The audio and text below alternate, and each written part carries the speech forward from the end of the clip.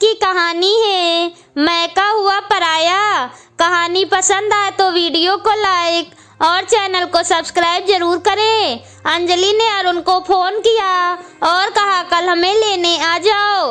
अरुण बोला या तुम क्या कह रही हो, जो 10 दिन के लिए मैके जाती थी तो 20-25 दिन से पहले कभी नहीं आती थी। मैं फोन कर करके थक जाता था।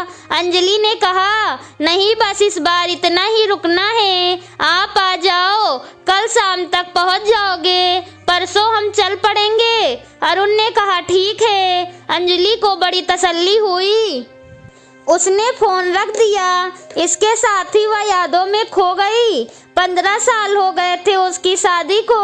हर बार गर्मी की छुट्टियों में आती तो पापा जी एक एक दिन करके उसका जाना रुकवाते रहते और वह अरुण को फोन कर करके एक एक दिन बढ़वाती जाती। पिछली बार वह अरुण के साथ आई हुई थी, तभी पापा जी को अचानक हार्ट अटैक हुआ और वह चल बसे। फिर वह 13 दिन रुकी, सब क्रियाकर्म किया पापा जी का, कुछ माँ को समझाया, कुछ खुद। दोनों भाई साथ में रहो, पर वह नहीं माने। माँ ने भी फिर ज्यादा दबाव नहीं डाला। दोनों भाइयों ने यह भी तय किया कि माँ अब दोनों भाइयों के पास कुछ कुछ समय रहा करेंगी। इस बार छुट्टियां हुई तो मैंने फोन करके माँ को बताया कि मैं इस दिन आ रही हूँ। स्टेशन पर बड़ा भाई ट्रेन पहुँचने के 15 मिनट बाद पहुँचा। जब पापा जी थे तो भाई आधा घंटा पहले ही पहुँच जाता था, क्योंकि पापा जी 1 घंटा पहले ही भाइयों के पीछे लग जाते थे कि जाओ ट्रेन का टाइम हो गया है। फिर भाई अरुण को फोन करके पूछता था कि अंजलि कौन से डिब्बे में है, उसी डिब्बे के आगे खड़ा मिलता था। इस बार बच्चों और सामान के साथ भाई घर के गेट पर उतार कर चला गया।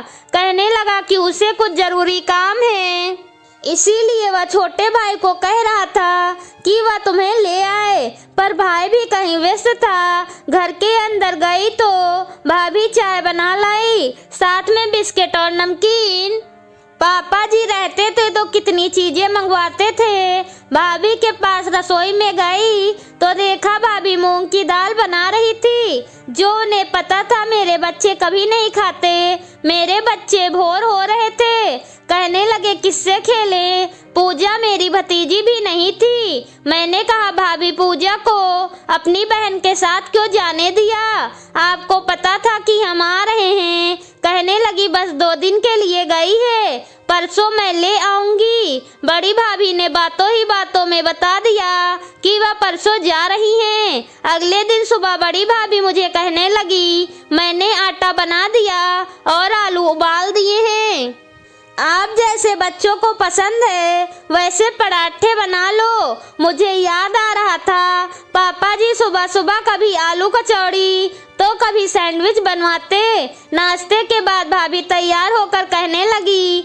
मैं जरा बाजार जा रही हूँ अपने भतीजे भतीजी के लिए कुछ लेने, आपको कुछ मंगवाना है। मैंने कहा नहीं। पापा जी सुबह ही भाभियों के पीछे लग जाते थे कि दोनों में से एक तैयार होकर अंजलि के साथ जाओ और इसकी मनपसंद के कपड़े ले आओ। भाभी बाजार से आई और सामान लेकर सीधे अपने बेडरूम में चली गई।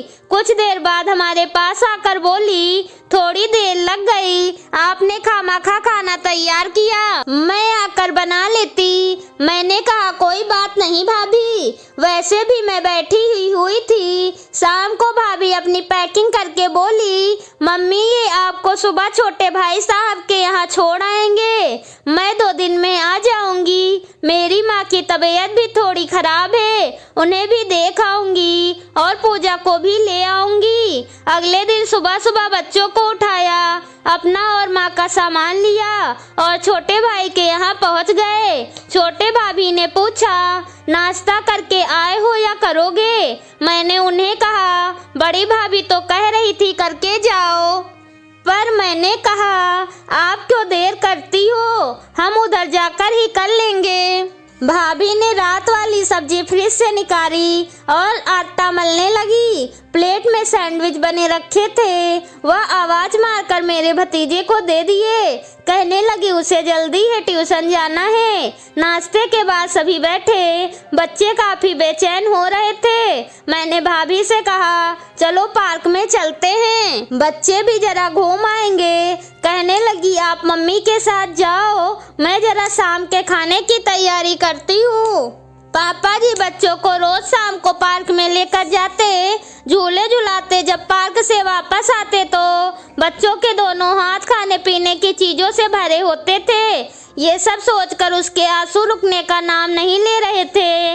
अगला दिन भी जैसे तैसे कटा। शाम को अरुण आ गए। रात को खाना दोनों भाइयों के साथ खाया। एक औपचारिक सा वातावरण था।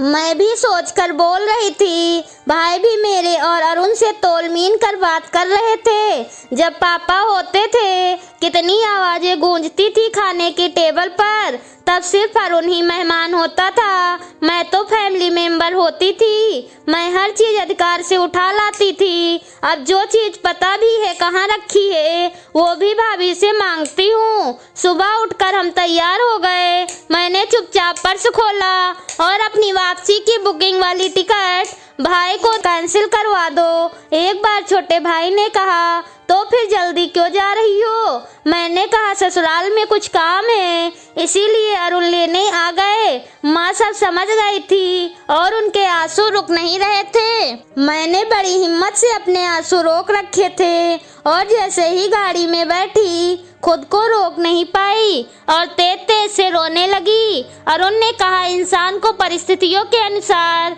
अपने आप को ढाल लेना चाहिए। तुम भी जितनी जल्दी मायके के इस परिवर्तन को स्वीकार कर लोगी उतनी जल्दी सुखी हो जाओगी।